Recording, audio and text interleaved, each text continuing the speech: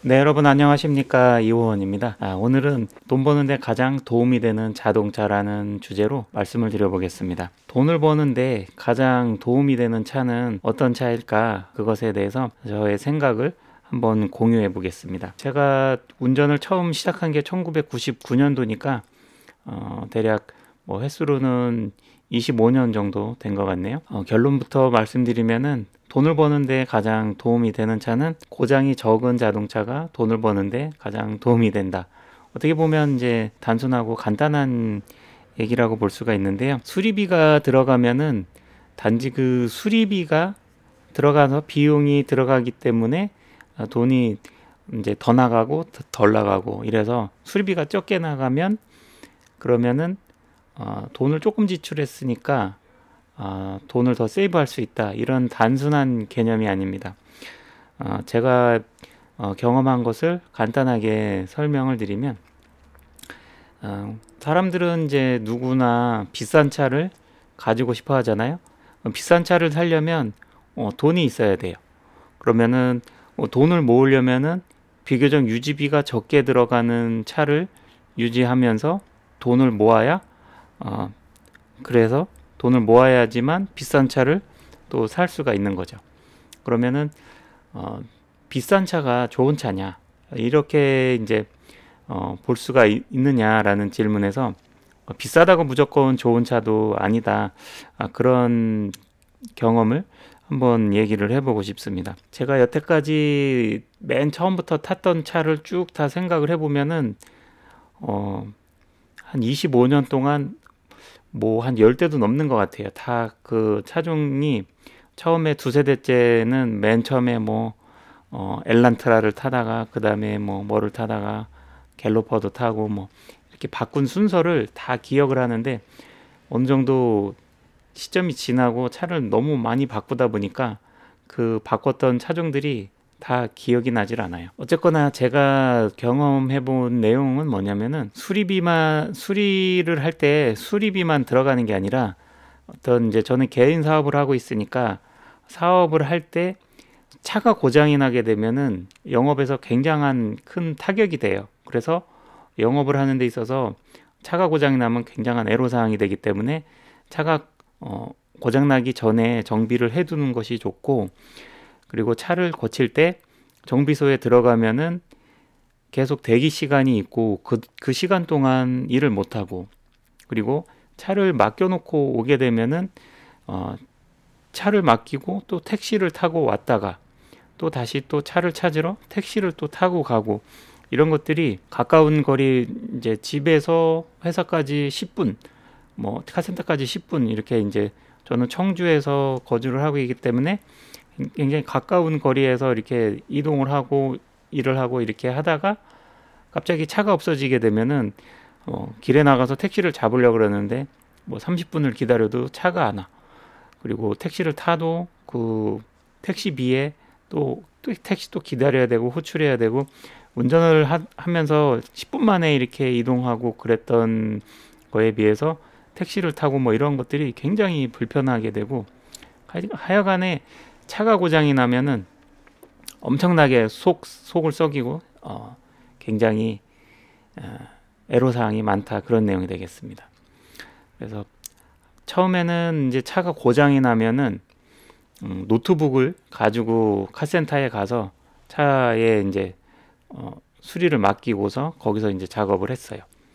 특별히 또 차가 고장이 나지 않아도 정기적으로 엔진오일을 교환을 해야 되니까 그럴 때는 한두 시간 기다리고 이렇게 하게 되면은 차를 맡기고 사무실로 출근해서 다시 또 찾으러 가기도 굉장히 애매하고, 그래서 노트북을 가지고 가서 거기서 일을 하면서 나는 시간을 많이 세이브했다. 이게 굉장히 가서 아무것도 일을 안 하고 그냥 막연히 기다리는 것보다는 노트북으로 급한 업무는 어지간히 다 처리할 수 있으니까 노트북을 가져가서 거기서 일을 하면은 그래도 그나마도 좋은 방법이다, 이렇게 생각하고 했는데, 또 그마저도 업무를 100%다 처리할 수가 없기 때문에 그마저도 또 좋은 방법은 아니다. 그래서 한 번은 이제 차가 어디가 이제 고장이 나가지고 그걸 수리를 맡기고서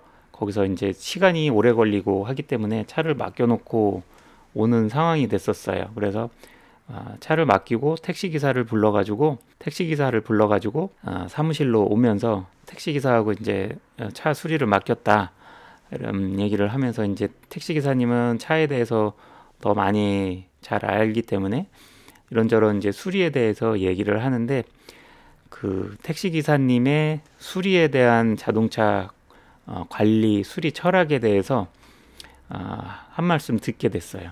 그래서 그 택시기사님의 얘기는 뭐냐면은, 자동차 수리라는 것은 수리가 한번 들어갔을 때 정비를 해야 되는 모든 부분을 다 고쳐갖고 나오는 게 자동차 정비지, 엔진 오일만 교환하고 뭐 어디만 교환하고 어디가 고장난 데만 교환하고 아직 고장나지 않은 데는 안 고치고, 이런 게 자동차 수리가 아니라 한번 들어가면은 엔진 오일 교체할 시기가 많이 남아도 무조건 교환해주고 뭐 각종 소모품 뭐 라이닝이라든지 무슨 어디 오일이라든지 좀 어느 정도 타다 보면은 또 교환할 시기가 거의 금방 또 돌아올 만한 것들, 그런 것들은 아직 여유가 있다 하더라도 이제 카센터에 한번 들어갔을 때 어지간한 것은 다 고쳐서 나오는 게, 그게 훨씬 더 이득이다, 그게 훨씬 더 효율적인 거고, 그것이 자동차 정비고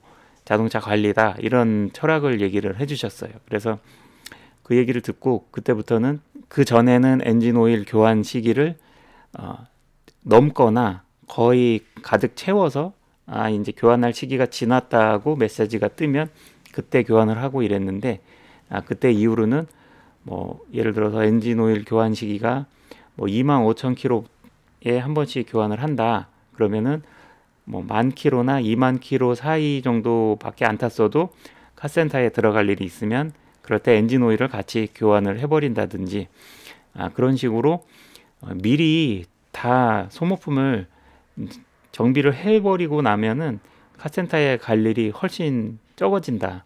그래서 그 카센터에 가서 소모하는 그런 시간을 줄이는 게 그 시간 동안에 사업에, 자기 업무에 더 집중을 할 수가 있기 때문에, 그래서 그것이 훨씬 더 돈을 버는데 더 중요한 요소다, 이렇게 볼 수가 있습니다. 그래서 매번 차가 고장이 나면은 여간 신경 쓰이는 게 아니기 때문에 차량 관리를 잘 해야 되고, 될 수 있으면 고장이 나지 않는 차를 사는 게 좋겠죠. 그래서 저는 이제 중고차를 사서 10년 동안 지금 이제 타고 있는데, 그동안에 참 많은 고장을 고쳐본 것 같아요. 근데 중고차를 사면 보통 10만 킬로 넘은 뭐 BMW나 이런 벤츠나 이런 외제차를 샀을 때 뭐 수리비 폭탄을 맞는다, 중고차를 사면 수리가 더 많고 새 차는 그러면은 수리가 없느냐, 이것에 대해서도 제 기준에서 생각을 하면은 새 차일 때 오히려 서비스 센터를 더 많이 들락날락거렸고 더 많은 정비에 더 많은 시간을 소모를 한 것 같아요. 사람의 이제 기대 심리가 있어가지고 새 차를 샀을 때 뭐 몇 천만 원을 주고, 차는 이제 거금을 들여서 사잖아요. 그랬을 때 그 중에서 또 비싼 차종을 샀을 때는 더 기대치가 더 높기 때문에 조그만한 잡소리만 난다 그래도 그것이 이제 신경 쓰이고, 뭐 가령 예전에 이제 그랜저를 샀는데 썬루프에서 방지턱을 넘을 때마다 찌그덕찌그덕 되는 소리가 이게 신경 쓰이게 그렇게 들리니까, 그런 것 때문에 또 서비스 센터에 들락거리고, 또 뭐가 이상이 있어서 아직 AS 기간이니까 무상이니까 가서 점검 받고 뭐 하고, 뭐 리콜이 생기면 또 가고, 그렇게 하다 보면은 새 차일 때 서비스 센터를 더 많이 들락날락 했던 것 같아요.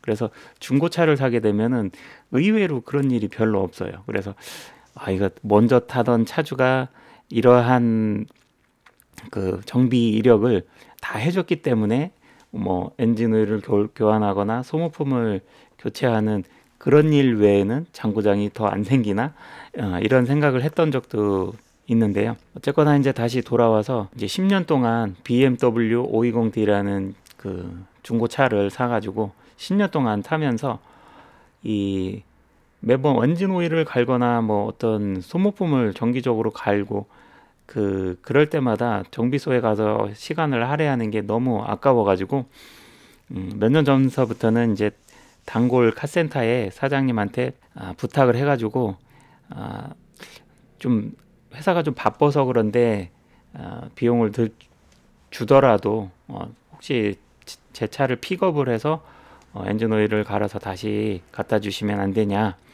이렇게 이제 부탁을 드려가지고 그렇게 해주시게 됐어요. 그렇게 하고 나니까 너무 편한 거예요. 아침에 출근해서 이제 픽업해달라고 요청하고 그러면은 이제 수리를 다 해가지고 다시 또 퇴근할 때 차를 갖다 주시고 이렇게 하면은 그것이 아주 최고의 효과적인 방법이었다. 그것이 제 경험입니다. 그래서 다시 이제 드리고 싶은 말씀의 요점을 다시 설명을 드리면은 수리가 없는 고장률이 장고장이 적은 자동차를 타는 게 돈을 버는데 가장 효과적인 자동차일 것이고, 그리고 수리비가 덜 나가고 수리비가 더 나가고 더 적게 나가고 이것보다도 수리를 하는 동안에 시간을 소모하는 것이 그 비용적인 것이 더 크다. 수리하는 동안 일을 못하면은 그 일 못한 게 수리비에 대한 지출보다 사업이 바빠질수록 그것에 대한 피해가 훨씬 더 커요. 그래서 될 수 있으면 차를 고장이 안 나게끔 관리를 잘 하는 게 좋고, 동네 카센터에 픽업을 해서 돈이 들더라도 픽업을 해서 수리할 수 있는 방법으로 할 수 있다면은 그런 방법을 사용해 보시는 것도 괜찮을 것 같습니다. 그리고 장고장이 안 생기고 차를 잘 관리해서 타려면은 정비를 제때제때 잘 해주고 잘 관리를 해주는 게 중요하겠죠. 그래서 제가 자동차 관리를 한 제 자동차 관리 이력을 한번 공유해 보려고 해요. 여기 보시면은 제가 2014년도 5월 1일 날 차량을 구매했어요. 차종은 BMW 520D고 당시에 3,400만 원에 구매를 했어요. 3,400만 원에 구매를 했고 이 차량을 11만 킬로에 구입을 해가지고 지금 현재까지 이게 다 수리를 한 이력이고요. 지금 현재까지 31만 3천 킬로를 운행을 했고, 그리고 이 차의 수리비 합계가 1,600만 원을 수리비로 지출을 했어요. 그러니까 10년 동안 1,600만 원의 수리비가 들어갔으니까 10년을 이제 1년으로 나누면 1년에 160만 원씩 쓴 거죠. 수리비로. 그래서 차값하고 수리비하고 합친 합계 금액이 5천만 원, 약 5천만 원이 들어갔고요. 여기에 차량에 들어간 비용 중에서 자동차 보험료라든지 유류비라든지 그것은 제외하고 순수하게 자동차 구매한 가격과 자동차 수리한 금액, 그것의 합계가 5천만 원입니다. 그래서 자동차 수리비의 합계는 1,600만 원이고 1,600만 원을 10년 동안 수리비를 낸 것입니다. 그래서 차량 구매하고 엔진 오일 교환을 하는데 21만 원을 소모했고, 타이어 교체, 앞라이닝 교체, 엔진 오일, 타이어 위치 교환, 앞 브레이크 패드, 전구 교체, 미션도 한번 갈았어요. 미션도. 참고로 이게 미션 가는데 250만 원이 들었고, 그리고 다음에 한번 시간이 있으면 한 번 더 말씀을 드릴 텐데, 리콜로 엔진 자체를 무상으로 교환을 해줬어요. BMW에서 엔진을 교체를 해준 게 15만 킬로대 엔진을 교체를 했고, 그리고 15만 킬로대 엔진을 교체했고 16만 킬로대 미션을 교환을 해가지고 16만 킬로대 엔진과 미션을 다 교환을 한 차종이 되겠습니다. 어쨌거나 다시 돌아와서 엔진을 교체했을 때 저는 빵원으로 교체를 했지만 그 견적서가 약 1200만 원, 견적서가 약 1200만 원 정도 나오더라고요. 무상으로 이제 리콜로 해서 교환을 해줬으니까 감사하게 생각하고 있고, 그리고 10년 동안 이 지출한 이 수리비의 합계를 합하면은 1600만 원인데 되게 큰, 어떻게 보면 수리비 엄청 많이 썼네. 누구는 뭐 소나타를 타면서 뭐 30만 킬로 타는 동안 중고로 사가지고 엔진 오일만 갈면서 타고 잔고장 한 번도 없었다, 이렇게 얘기하시는 분들도 있는데, 대체적으로 여러 차종을 타봤지만 이 정도 소모품 교체와 수리비 하면서 이 정도 수리비 내면서 31만 킬로 운행을 했다, 이 정도면은 대체적으로 만족합니다. 제가 탔던 차종 중에서는 가장 만족하는 그런 차종으로 볼 수 있습니다. 수리비와 제가 이런 영상을 처음 찍어봐 가지고 좀 말이 좀 어색한데, 말을 잘 못해서 죄송하고, 뭐 그냥 일기장 같은 제 경험들에 대한 공유니까 재미가 없더라도 도움이 되신다면은 그냥 저렇게 생각하는 사람도 있구나, 그런 정도로 봐주시면 좋겠고, 조금 더 상세한 내역에 대해서는 다음에 또 뭐 기회가 되면은 말씀을 드려보고 싶네요. 그래서 오늘 드리고 싶은 내용은 뭐냐면은 돈을 버는데 어떤 차가 좋으냐라는 것에서 이제 시간을 덜 소모하게끔 해주는 잔고장이 없는 그런 차가 돈을 버는데 도움을 주는 차다. 그리고 그런 차를 운행을 하면서 돈을 더 벌면 그 돈을 바탕으로 더 좋은 차를 살 수 있지 않을까, 그것이 제 생각이었습니다. 그리고 BMW 520D는 연비가 고속도로 가면은 20km 가까이 나오기 때문에 연비 면에서도 여태까지 30만 킬로를 총 운행한 것을 휘발유로 운행을 했을 때와 경유로 운행을 했을 때와 거의 유류비 차이가 2배가 나기 때문에 그것만 해도 몇 천만 원이다, 이렇게 제가 생각을 하고 있어요. 그렇게 계산이 됐어요. 엑셀로 계산을 했을 때. 그래서 그런 면에서 굉장히 좋은 차고 돈이 좀 적게 들어가지 않았나, 제 나름대로는 그렇게 생각하고 있습니다.